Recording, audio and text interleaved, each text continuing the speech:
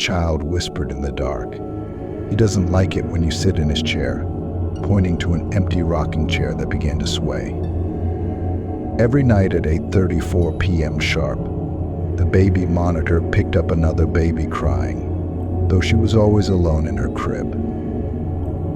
As the babysitter dozed off, she jolted awake to the sound of the front door locking, only to find all the children staring silently at her from the hallway. She laughed when the child said his imaginary friend hated her, until she saw his reflection nod in agreement. The drawings the children made of their other babysitter were perfect portraits of a woman who vanished without a trace 50 years ago. Every time the phone rang, it was just static until a whisper came through, saying, "Leave now and never come back." She checked the children's browser history to find search results for how to cook a babysitter.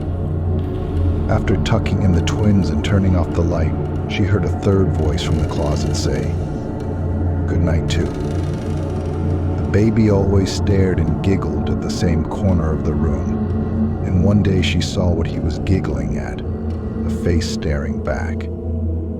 All the toys turned their heads to follow her movements whenever she walked through the playroom. She received a text from the parents to check on the children, but the parents had died in a car accident on the way to dinner. The children loved playing hide and seek, especially the little girl who always hid in places that didn't exist. While cleaning, she found an old photo album filled with pictures of her sleeping on different nights she'd worked there. The child asked if they could keep the man they found buried under the sandbox once they finished playing with him. Each doll in the little girl's collection resembled a previous babysitter who had left town abruptly. At midnight, the TV turned on by itself, displaying footage of her watching the children, but from inside the house. She read the children a bedtime story, and they laughed, saying it was funny to hear the same story the dead previous babysitter used to read. The favorite game was funeral, and today the kids said it was her turn to be the corpse. Every clock in the house stopped at the exact time she heard the last babysitter died in the upstairs bathroom.